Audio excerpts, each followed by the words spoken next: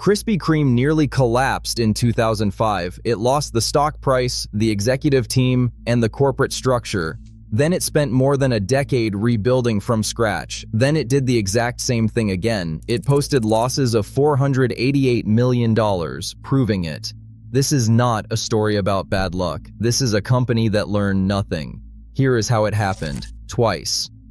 To understand why any of this is a tragedy, you have to understand what the hot now light actually meant. To understand that, you have to go back to the man who built it. 1937, Winston-Salem, North Carolina. Vernon Rudolph's uncle had bought a secret yeast-raised donut recipe from a New Orleans chef named Joe LeBeau. Rudolph took that recipe and built something of his own. He rented a building, set up his equipment, and started making donuts. When he had more than he could move through grocery stores, he cut a hole in the wall of his factory so people walking by on the street could buy them fresh off the conveyor belt. That was the whole business model. Fresh donuts sold warm through a hole in a wall. For the next 6 decades, Krispy Kreme grew slowly and quietly and became one of the most beloved food brands in America without ever trying to be anything more than what it was. The donuts were made fresh in store. A neon sign in the window lit up whenever a hot batch was coming off the line. Customers would pull U-turns. They would drive out of their way. They would stop whatever they were doing because a single neon sign told them the timing was right.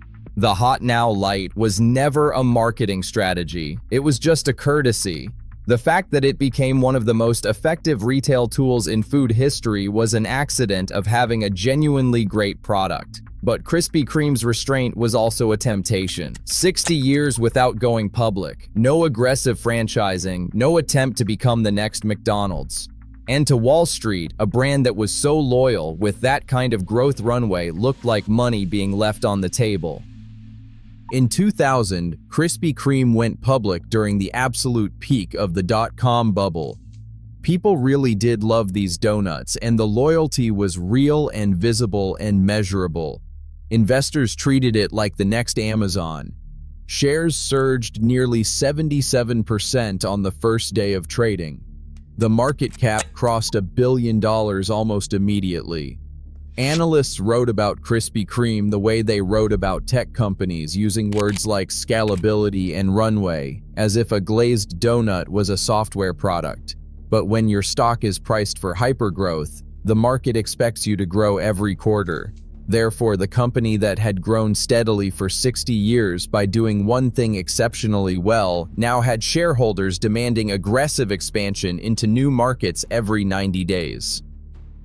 New stores opened across the country in markets where Krispy Kreme had no established presence and no hot now loyalty to draw on.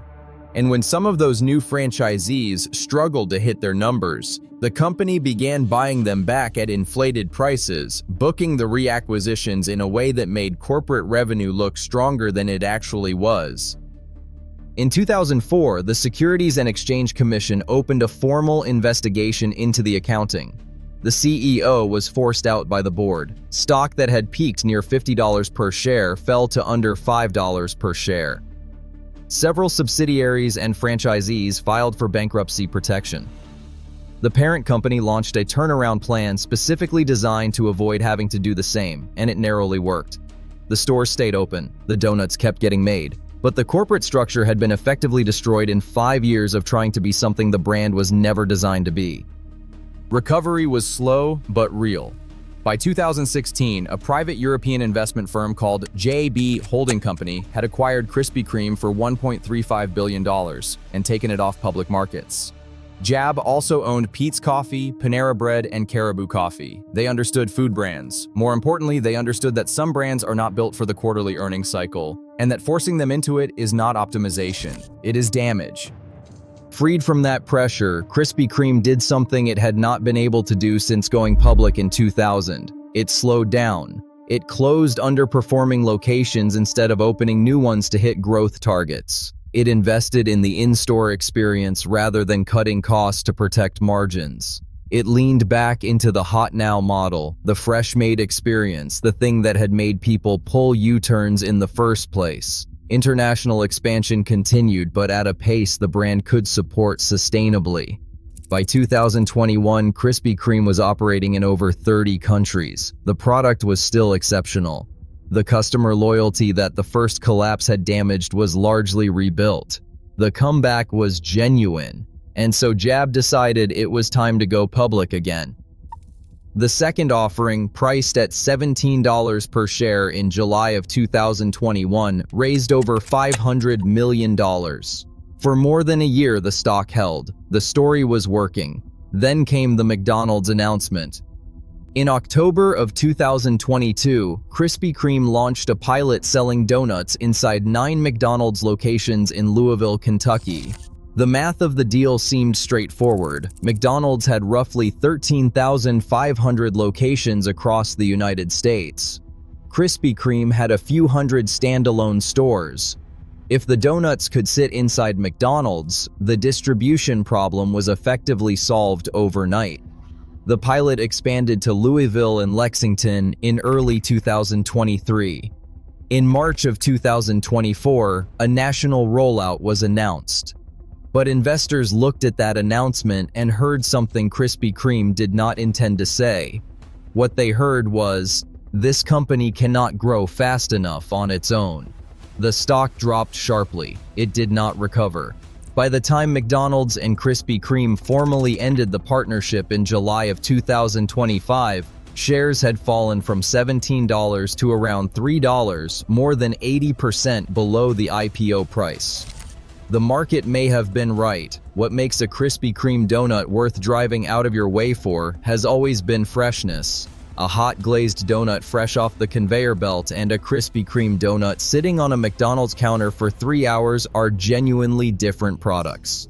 Customers who grew up on the Hot Now experience and try one from a fast food display case are not going to understand why anyone ever made a U-turn for this. The Hot Now Light works because it is a promise about right now. You cannot replicate that promise at a counter where everything is sitting under a warming lamp. Today, the Hot Now Light is still turning on at dedicated stores. Occasionally, you get a fresh glazed donut that tastes exactly like the thing Vernon Rudolph was selling through a hole in a wall in 1937, and you understand why any of this mattered. But every crisis this company has ever had came from someone deciding that a perfect product was not enough, that it needed to be bigger, faster, more scalable, more accessible, more legible to a quarterly earnings report. You cannot IPO your way to authenticity. You cannot franchise a neon sign. When you try, customers notice, and they find somewhere the light is still on.